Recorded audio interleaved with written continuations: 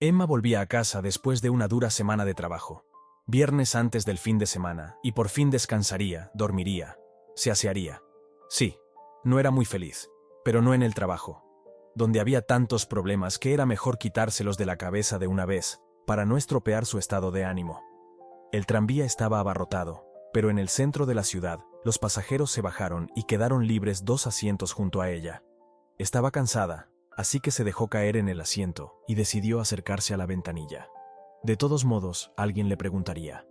Y entonces vio un teléfono móvil olvidado por un pasajero anterior, o más bien por un pasajero. Recordó a la joven sentada en la ventanilla y que se había bajado en la parada anterior. Antes de bajarse, Emma se acercó al conductor, queriendo entregarle el teléfono, pero él se negó. ¿Por qué tengo que molestarme tanto? Llévelo usted misma al depósito de objetos perdidos, o llame a alguien, que ellos vendrán y se lo llevarán. La chica, condenada, se bajó en su parada, con el teléfono de otra persona en la mano. Lloviznaba, así que tuvimos que darnos prisa antes de que empezara a diluviar. En casa, su madre y su padre la esperaban para cenar. Hablaban del ajetreado negocio y ella se olvidó del teléfono que había encontrado. Se acordó en la cama, pero le dio pereza levantarse. Miró la bolsa en la que estaba y decidió dejarlo para mañana. Lo arreglaré mañana. Antes de que pudiera dormirse, Emma oyó el tintineo y el chirrido de la bolsa y se levantó de mala gana, teniendo que retomar la comunicación. ¿Qué pasa? ¿Dónde estás? Llámame. Emma miró su reloj. Eran cerca de las 12, pero no le devolvieron la llamada. El mensaje era muy pintoresco en la pantalla, pero requería un código para devolver la llamada. Si no, no podría comunicarse con sus contactos, pero aún había una pista. En la parte superior del mensaje había un número de teléfono, no el nombre de la persona que llamaba. Eso facilitaba las cosas. No voy a llamar ahora. Volveré a llamar mañana, dijo. Silenció el móvil de la otra persona y finalmente se durmió. Por la mañana, después de desayunar, volvió a acordarse del teléfono del desconocido y miró la pantalla. Había varios mensajes, todos exigiendo una llamada urgente. ¿A dónde voy? Emma murmuró, cogió el teléfono y llamó al interlocutor preocupado. Le contestaron de inmediato. La voz era masculina, pero ¿quién lo iba a dudar? Y ante su bajo escucha, ella le explicó rápidamente la situación. He encontrado mi teléfono en el tranvía, listo para devolverlo. El hombre guardó silencio un rato y respondió. Dígame dónde puedo ir. Ella no dio su dirección y propuso encontrarse en el banco, no lejos de su casa. A la hora acordada llegó a la cita, donde el hombre ya la estaba esperando. Lo siento por Dios que hayas tenido que sacar tiempo de tu apretada agenda. Te lo agradezco de verdad. Empezó a disculparse. Aquí tienes, dijo Emma y le tendió el teléfono. Pero en lugar de alejarse sin más, el infierno la jaleó para preguntarle, ¿qué? ¿No ha aparecido? Al mismo tiempo que pensaba que aquella chica, de unos 17 años, era demasiado joven para un hombre así. Oh no, la pobre desapareció en alguna parte, sin avisar ni llamar, dijo el hombre. Gracias, ahora al menos podré llamar a todas sus novias. Buena suerte, dijo Emma y se dispuso a marcharse. Para entonces volvía a llover. Yo te llevo, dijo el hombre con firmeza. Ella aceptó, sobre todo porque no iba a casa, sino al supermercado de al lado. Mamá le había pedido que comprara algo. Nos pusimos a hablar por el camino. Resultó que Inés era su hija de 10º curso. Tiene un grupo de amigos con los que a veces se queda a dormir, pero siempre le avisa. Y esta vez se emocionó. Ella no llamó. Menos mal que tu número brillaba en el mensaje de texto, y no el de papá, por ejemplo. Si no, no habría podido contactar contigo. Sí, ese es mi nuevo número. Se lo conseguí yo mismo y papá no lo sabía. Y no me devolvió la llamada desde el nuevo teléfono de su amiga. Seguro que no se acordaba. El problema con estos chicos jóvenes, creen que son demasiado mayores, pero causan problemas. «¿Mamá debe estar pasándolo mal?», preguntó Emma para continuar la conversación. Pero resulta que no hay mamá. Está criando a su hija solo, pero no se le da muy bien. El hombre se presentó como Raúl, pero cuando llegaron al supermercado empezó a llover. «Te espero», dijo Raúl de repente. «Tómate tu tiempo. Voy a probar con mis amigas. ¿Conoces a Code?», preguntó Emma, y resultó que sí, y memorizó el mismo año de su nacimiento. Hecha la compra, salió de la tienda media hora más tarde, casi segura de que Raúl se había marchado. El camarada se había comunicado con su hija y corría a buscarla, pero la esperaba en el tren. Inés ya la había encontrado. Estaba en alguna tienda esperándole, no había ido a casa, bajo la lluvia, y estaba muy contenta de que hubiera encontrado su teléfono. ¿Te importa si primero la recogemos a ella y luego te llevamos a ti?, preguntó, pero Emma se negó. Salga en coche, puedo ir andando, no está lejos, dijo, y recibió una brusca negativa. El hombre le quitó las maletas, las cargó en el maletero y la llevó a la casa. De alguna manera le cayó bien. Un hombre atento, cortés y muy guapo. Lástima que estuviera tan crecido y cachondo. Y así sería posible seguir conociéndolo, sobre todo porque ahora estaba sola. Las cosas no funcionaron con su último prometido y aún no tiene resurrección. Raúl la volvió a llamar y le propuso quedar. ¿Por qué no? El tiempo era soleado, como ayer, y a Emma se le levantó el ánimo. El hombre que le gustaba había quedado con ella, y ella había dicho que sí. Raúl llegó a la casa en su hermoso coche y la recogió en la entrada. Emma vislumbró a su madre mirando por la ventanilla mientras el galante caballero le abría la puerta y la sentaba en el asiento delantero. Condujeron por la ciudad, charlando. Emma le habló de sí misma. Trabaja en el departamento de personal y estudia administración a tiempo parcial. Y Raúl necesita una secretaria, un cuerpo de productores en su oficina. Hablamos de posibilidades. Él estaría encantado de contratarla. De la noche a la mañana todo empezó a ir bien, y Emma pensó que el destino le había sonreído. Hacia la noche la invitó a cenar a un restaurante y la llevó a uno de los más decentes, y entonces el ambiente se agrió. Al principio todo había ido bien. Hicieron un pedido. A Emma le ofrecieron una copa de buen vino, pero el acompañante no bebía, conducía. De repente, Raúl palideció. En la entrada, donde el restaurante estaba abarrotado, vio a su hija abrazada por un hombre de piel oscura que intentaba conducirla a la sala. «Bueno, aquí estamos», dijo Raúl condenadamente y se dirigió en su dirección. La escena era desagradable. Él intentaba apartar a su hija. Ella se resistía y el hombre de piel oscura luchaba. Raúl consiguió apartar a su hija y la llevó a la mesa, enfadado. «¿Qué? ¿Tienes un tipo rico y crees que vas a encajar? No funcionará. ¡Lárgate de aquí!», gritó enfadada. Raúl la cogió del brazo y la arrastró literalmente lejos de la mesa. Emma se quedó sin palabras cuando los guardias se abalanzaron sobre ellos.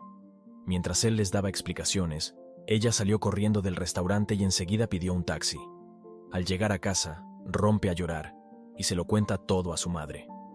Demasiado para haber conocido a un hombre decente, pensó. Raúl la llamó a última hora de la tarde, se disculpó, pero su madre le arrebató el teléfono y le dijo: «No te atrevas a molestar a mi hija, vigila lo tuyo». Así pues, este prometedor encuentro terminó ignominiosamente, cosa que, sin embargo, Emma no lamentó. Una cosa era incomprensible. ¿Cómo un hombre tan inteligente y decente podía tener una hija tan maleducada y vulgar? Pero esta pregunta quedó sin respuesta por el momento. Raúl lo había conseguido todo en su vida por sí mismo. Se graduó en la escuela con notas casi excelentes. Fue a la universidad. Encontró un buen trabajo. Y más tarde se convirtió en el jefe de una empresa. Organizó él mismo el negocio y durante 10 años resistió la competencia y las crisis. Y prosperó. Simplemente se mantuvo a flote, como mucha gente. Es decir, todo iba bien en su carrera y tenía éxito como hombre de negocios, pero su vida personal no era tan buena. El padre de Maya en realidad no era pobre, aunque nunca dijo a qué se dedicaba. Negocios y negocios. ¿Cuál es la diferencia? Lo principal es que ella no puede trabajar y vivir a su gusto, y él le compró un piso y un coche. Pero ¿por qué necesitaba a Raúl? Digamos, desde el genérico, no estaba muy claro. Pero Maya dijo que le quería y que quería hacerle feliz. Terminaría la carrera y papá le encontraría un lugar cálido donde vivir. Luego se casarían. Se aferró a Maya con la esperanza de un futuro brillante. Pero cuando llegó el momento, se dio cuenta de lo equivocado que había estado. Aquella tarde de verano, sus sueños habían llegado a su fin. Estaban sentados en su elegante piso, hablando de la vida y la carrera futuras de Raúl. La boda ya había hecho ruido. Un ancho anillo de boda lucía en su dedo. Su joven esposa, una sonrisa de sirvienta, les servía bebidas calientes, y él, pensativo, dirigía los negocios. Y entonces llegó la amarga constatación. El negocio al que le estaba arrastrando su suegro era ilegal y se reducía al blanqueo de dinero. Raúl debía dirigir una empresa falsa a través de la cual el dinero pasaría a manos de su único pariente cercano. Raúl tenía los ojos literalmente vidriosos y Maya sonreía encantadora y alentadora. «Mol, ya ves, cómo va todo de bien. Encima de mi padre y estaremos contigo en chocolate», susurró suavemente al oído de su marido, que se alteró, pensando ya en cómo abandonar esta aventura. Estaba defendiendo su diploma sobre el poder destructivo de la sombra en la economía, las tareas y los métodos de su erradicación. Pero, ¿cómo negarse? Las pruebas de Mai ni siquiera albergaban tal pensamiento, pero todo se resolvió por sí solo. Mientras que su empresa se preparaba para abrir, la prueba fue detenido. Recibió su término legal con la confiscación total de la propiedad. Y Maya y Raúl se encontraron en la calle. El elegante piso de ella resultó ser también propiedad de su padre. Menos mal que, para empezar, la empresa se abrió con un nombre falso y el apellido de Raúl aún no había aparecido en ella. De lo contrario, no se sabía cómo habrían acabado las cosas para él. Tras el juicio y el veredicto, su madre se fue con sus parientes de donde era. «Busca trabajo mientras tanto», le dijo a su marido. «No voy a llevar una vida cómoda, tenlo en cuenta». Después del escándalo con su suegro, el trabajo no se encontraba. Aporreaba los umbrales de cualquier institución, pero sin experiencia e incluso con semejante reputación, Raúl no estaba en absoluto solicitado. Tuvo que ir a su pueblo natal y empezar de nuevo, antes de que sus paredes le ayudaran. Y aquí fue realmente afortunado, consiguió, lo que se llama, en buenas manos. Fue aceptado en una empresa de reciente apertura, en un trabajo de investigación, y solo en la especialidad. Y todo comenzó a mejorar, viviendo con sus padres, que sintieron lástima por su hijo. Sinceramente quería ayudar. Los padres de Mai se rieron de ellos y no aceptaron la limosna, su contribución a la organización de la boda. Este dinero, bastante decente, lo ahorraron abriendo una cuenta en el banco de su hijo. Por cierto, el mismo cerca del cual Raúl conoció a Emma, así que disponía de un capital inicial. Esa suma le sirvió más tarde para crear su propia empresa, abrir una filial de la empresa para la que trabajaba. Contrató a una pequeña plantilla y siguió trabajando en tándem con su antiguo jefe, que en su día le había reconocido como un buen especialista. Maya siguió viviendo con sus parientes, visitando a veces a su marido y robándole a conciencia antes de su próxima partida.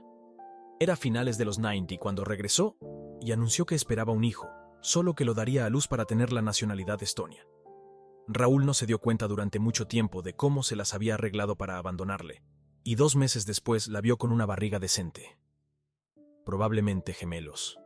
Le lavó el cerebro, pero cuando nació una niña completamente sana, aunque mucho antes de lo previsto, lo comprendió todo. La niña, por supuesto, no es suya, pero de hecho él es el padre. Y así nació Inés. No se sabe de quién es hija, pero heredó de él su patronímico y su apellido. La madre de Raúl lloró, insistió en una prueba de ADN y en un divorcio inmediato, pero entonces la madre de Raúl murió, y después del funeral, él y su hija vinieron a su piso recién comprado. Por supuesto, Raúl se opuso a esta celebración. Hacía tiempo que Maya se había desenamorado de él, y solo soñaba con el divorcio y la renuncia a la paternidad. Maya amenazaba con algún tipo de represalia. Aún tenía algunos contactos en la ciudad donde vivía con sus padres. Entonces se produjo una nueva desgracia. Maya había salido de casa tarde una noche.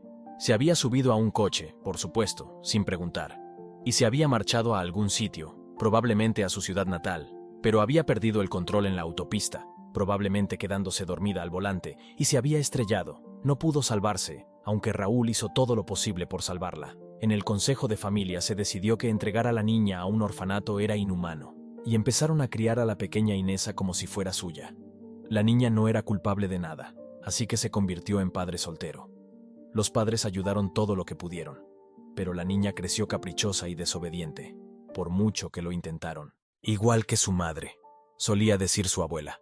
Raúl la consideraba una niña sin el afecto de una madre, y sentía pena por ella. De niña, la mimaba con juguetes caros, ropa elegante, viajes al mar.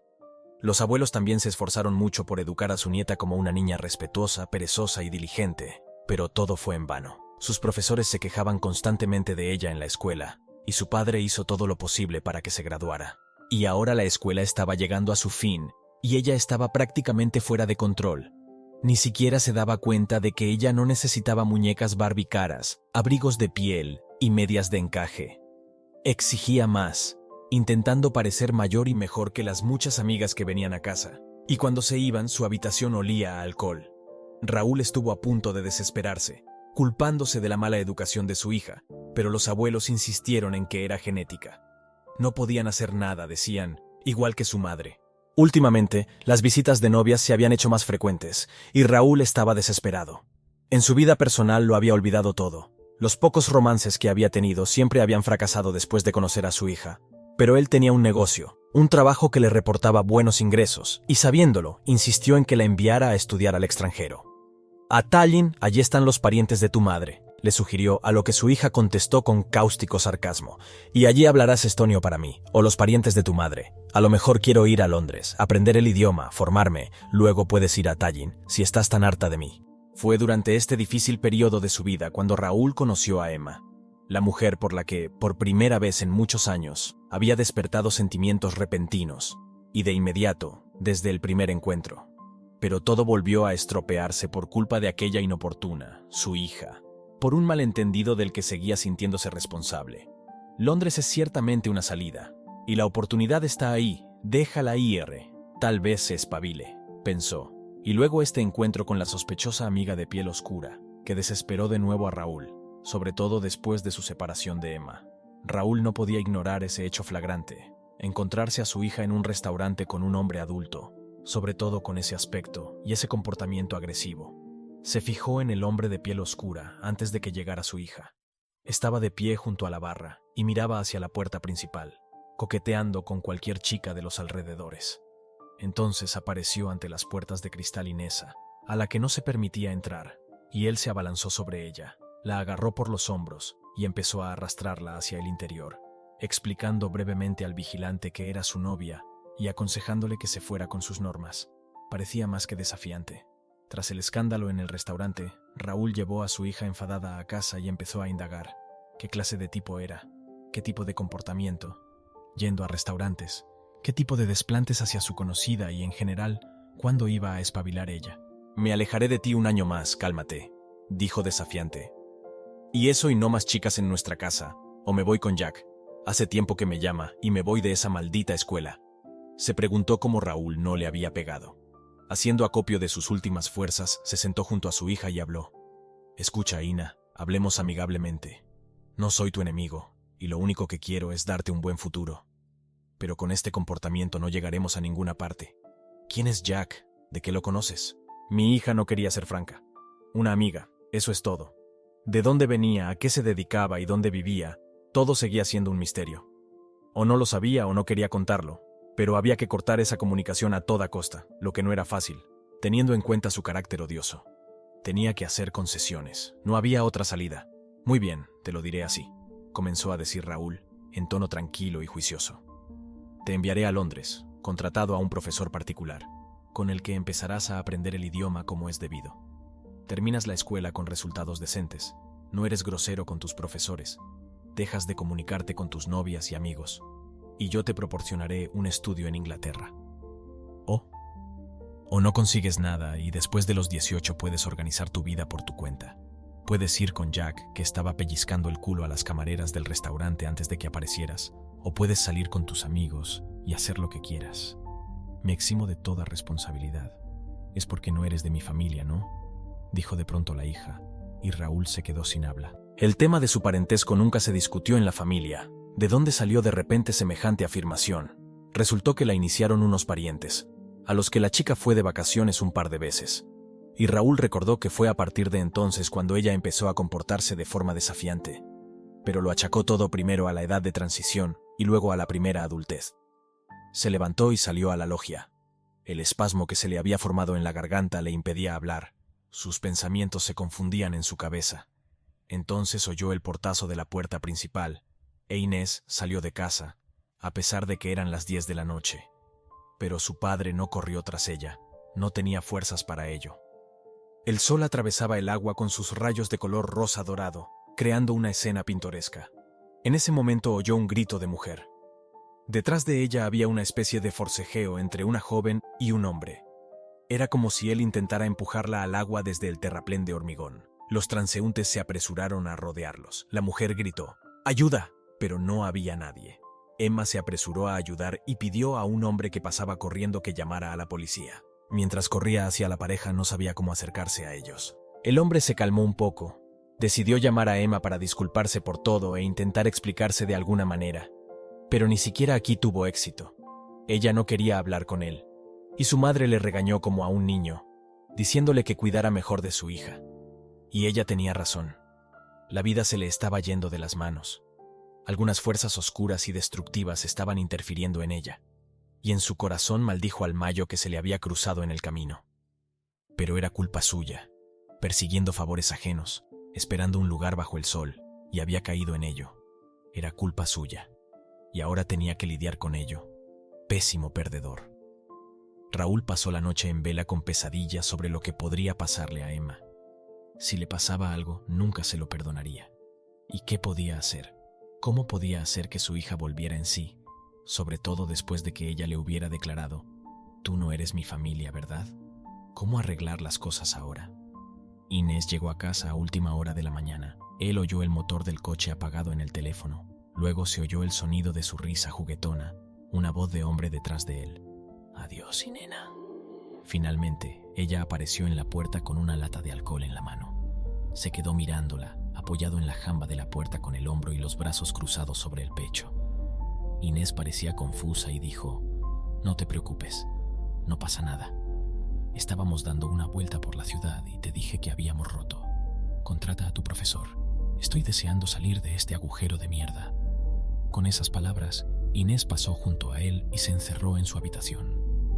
No salió de allí en mucho tiempo. Se duchó, tarareó algo y finalmente se fue a la cama. Entonces Raúl se fue a la cama.